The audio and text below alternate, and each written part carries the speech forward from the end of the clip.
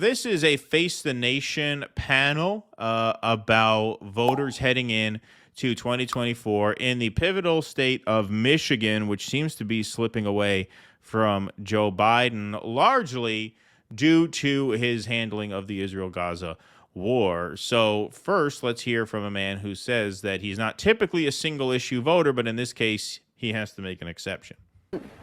You did change your mind. Yes. On the president. Why? I was a champion for Joe Biden until October 7th. I feel he's disowned us, disenfranchised us with his stance on Gaza. What do you mean by that? He's not listening to us. What the fuck you think he means We are by asking for a ceasefire at this time. What do you mean? It's a human. What do you mean by that? I mean, that's fair. That's fair, but I mean, to it's an draw obvious him out question. as an. She knows what he means. I guess, yeah. I guess you have to get some content. You're being a little hard on her, Keaton. Yeah, right. Like with Marianne. like with Marianne. Maybe I'm too tightly wound from that Marianne. Maybe I'm still wound too tight from that. I think you just don't like powerful women. Yeah, maybe that's it. All right, let's hear. At this time, it's a humanitarian catastrophe in Gaza. Too many lives are being lost at this time. I was never a single-issue voter. In fact, I used to argue with people not to be single-issue voters, but for me, this is a deal breaker. Way too many lives have been lost. When you say us, you're Muslim. Is that what Yes. you mean? You think the Muslim community here feels as you do?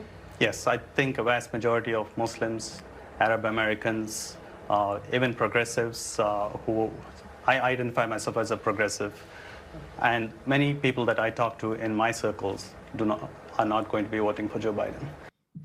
And that's consistent with what we've heard. Yep. Not only is there a lack of enthusiasm, but there's actually an active boycott campaign going on, not just in Michigan, but across multiple swing states where Arab and Muslim voters are organizing a boycott campaign, either to vote in down ballot races, but intentionally leaving the presidential item empty, or just not voting at all and encouraging people to basically sabotage Joe Biden in November. So that's consistent with a lot of what we've heard. What's going to be very interesting if this all plays out the way that early indications would suggest.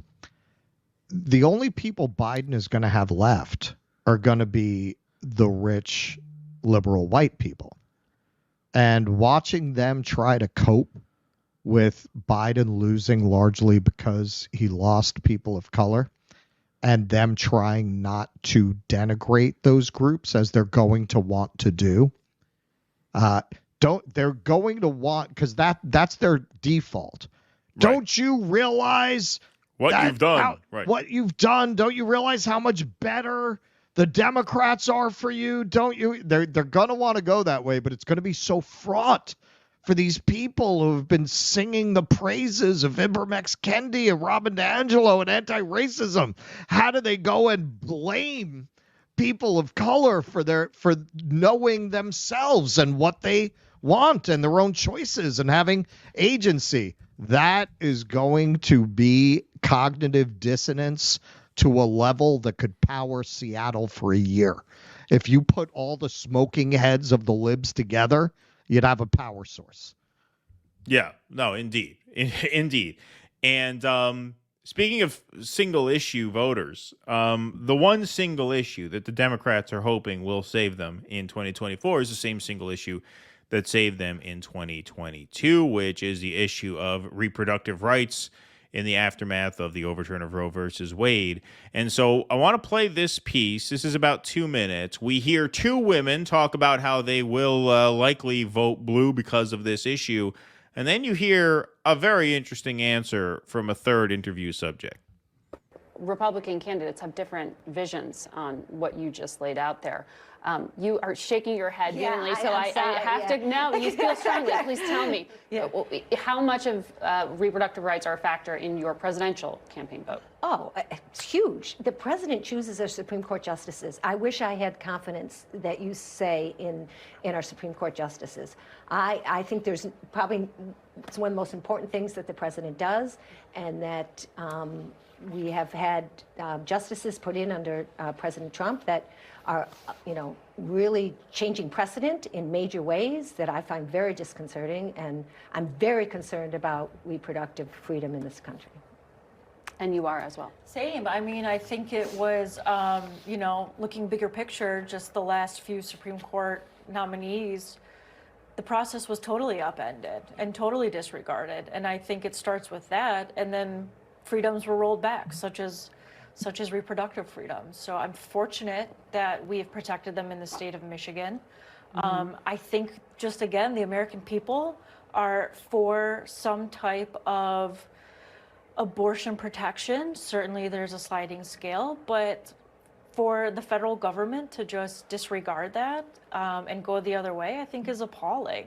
Saba, you said reproductive rights are a huge factor for you, but that you probably won't vote for President Biden.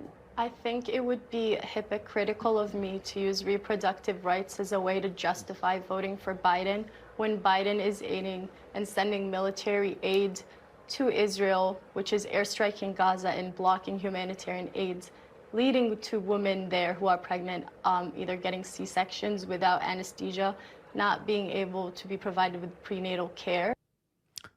Wow. That, in the parlance of our times, is what we might call based. That is a based young woman. That is an amazing answer to give, especially on a pretty mainstream milquetoast show like a Sunday morning Face the Nation panel.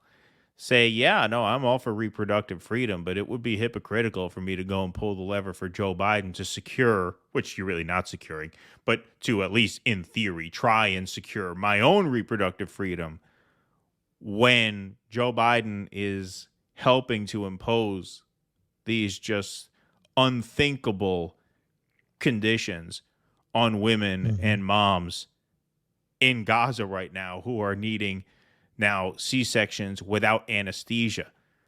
That's an incredible answer. It's an incredible answer, and that really exposes a lot of the Western chauvinism out of a lot of the sort of American social democrat movements. One of the things I may have brought up at the Dean Phillips event, if I were allowed to have a conversation, is, he's for Medicare for all. He's got a lot of these young kids thrown there. Out.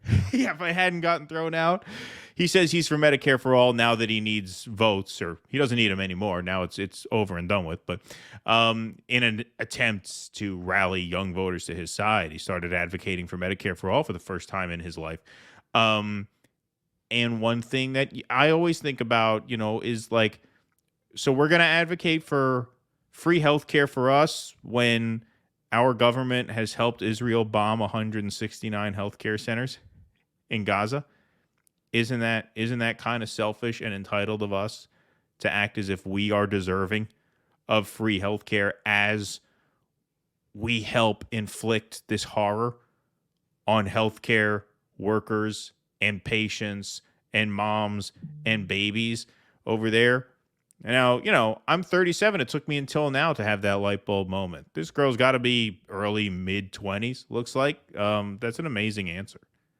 Yeah, well, I feel when you see a lot of what's happening with like Muslims not only refusing to vote for Joe Biden, but actively organizing against him, this brought people where a lot of us got in 2020, arguing, listen, if you never refuse to vote for them, what leverage do you have going forward?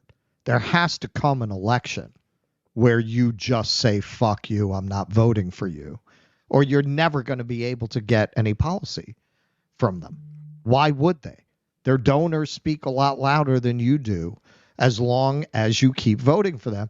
If they can take your votes for granted, what do they care what you think? They'll always favor their donors. It seems like Gaza made a lot of people catch up to that point of view. Yeah. There's absolutely a sort of utilitarian logic to drawing a red line. Right. There's also, it's not that Trump's going to be better on that issue. He's not. No. But there's an element of usefulness there, but there's also just the usefulness of defining your politics in very basic terms. Like, you have to have a red line in order to, like, if you're a serious political person, you have to be able to say, okay, there is a line past which I cannot and will not vote for you under any circumstances whatsoever. And if this is not your red line, what possibly could be? What possibly could be your red line, if not this? There's just no point in participating in any political action or even discourse if you don't have certain principles that you just will not betray under any circumstances. And so for her to have the sense to say, well, of course I'm for reproductive rights for me, but I can't fight for myself unless I'm sticking up for somebody else. Right. And I'm not going to sell out the people in Gaza so that I can keep my local Planned Parenthood open. Like, I'm just not willing to go there. Yeah. And there have to be some issues where you're just not willing to go there, or else you will be suckered into voting for people like Joe Biden your whole life. You'll be suckered into co-opted movements your whole life, right? You have to have a point at which you just say no. It's as simple as that. Right. And because people have refused to do that, the Democrats today are far, not just to the right of Richard Nixon, the arch conservative of his day, far to the right of Richard Nixon. Exactly. Nixon in many ways was to the left of Bernie Sanders. Yeah, in some Sanders respects. never talked about creating a new government department. He created the EPA.